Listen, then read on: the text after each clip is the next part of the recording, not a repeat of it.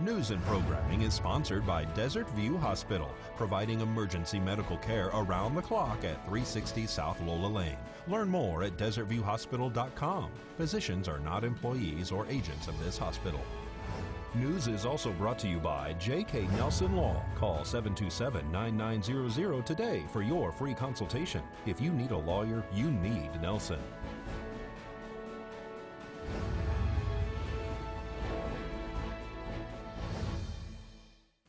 Tonight on News 46, a man is arrested after allegedly impersonating an officer. And lots of volunteers make Smiles Across Pahrump a huge success. News 46 starts now. You're watching KPVM News 46 with Deanna O'Donnell.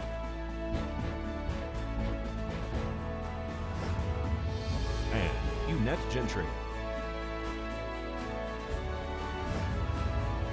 News 46, local coverage you can count on.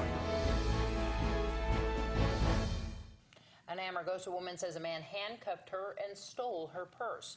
It's Tuesday, July 24th. I'm Deanna O'Donnell. And I'm Eunette Gentry. A store clerk in Amargosa was handcuffed for several hours by what she believed to be a police officer.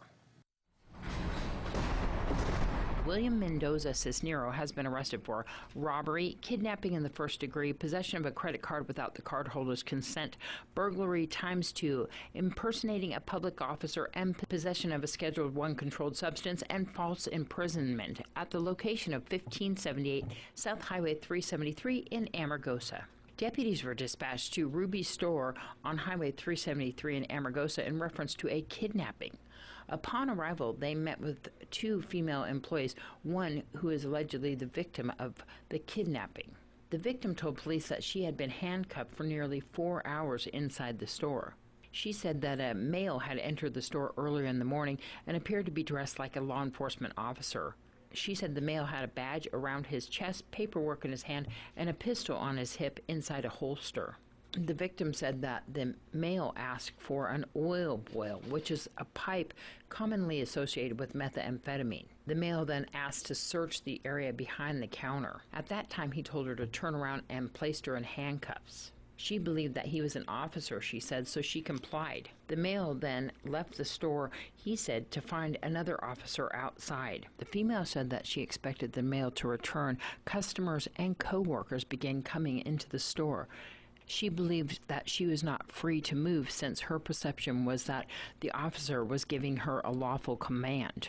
After several hours went by, they began to believe that something wasn't right, and a co-worker called the sheriff's office. Upon arrival, Nye County Sheriff's Office deputies found welfare papers belonging to an individual named William Mendoza, who is believed to be the suspect in this case.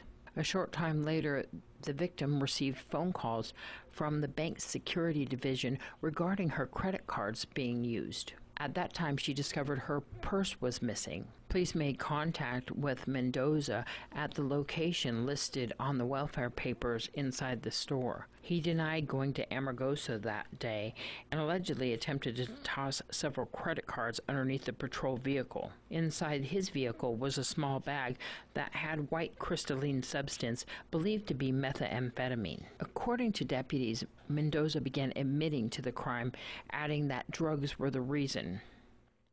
And a domestic dispute leads to another arrest, this time of a Beatty man. Mark Rowell has been arrested for domestic battery on 3rd Street in Beatty. According to the declaration of arrest, deputies were dispatched to the Beatty pool in reference to a female that was allegedly hiding from a male, later identified as Mark Rowell. They said that the female wanted to commit suicide and that she had been traveling with Mark Rowell, who had threatened her with a knife on many occasions, and that he told her he wanted to rape a little girl that was walking to the pool. She said that she confronted him about that statement in front of the pool, and at that time he poked the female a few times and hurt her finger. She thought it was broken. The female at that time was transported to Desert View Hospital for her injury. After a criminal history check was ran on Rowell, it shows that he was arrested in January in Georgia for another domestic battery. Rowell was located and taken into custody and then subsequently transported to the Nye County Sheriff's Office Detention Center. And the last of 3 suspects who vandalized Devil's Hole, which houses the endangered species of pupfish, was seen in front of a judge recently. These rare fish are the only ones in the world, according to experts, and are remnants from an era in which Death Valley was underwater. The man who rammed his ATV into a gate securing the Devil's Hole area off of Bell Vista in Ash Meadows destroyed our surveillance camera and equipment, then harmed pupfish, an endangered species, went before a judge in federal court. 28-year-old Trenton Sargent pled guilty to 1 count of violating the Endangered Species Act, 1 count of destruction of the United States property, and 1 count of felon in possession of a firearm.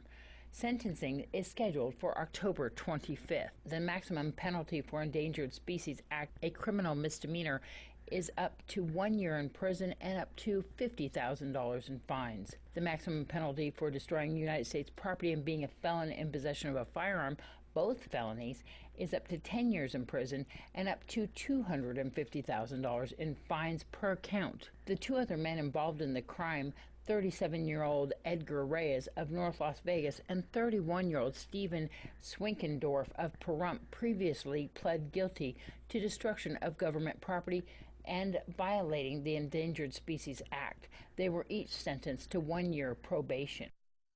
And stay tuned to News 46. After this break, we have info on a huge drug bust made by NHP.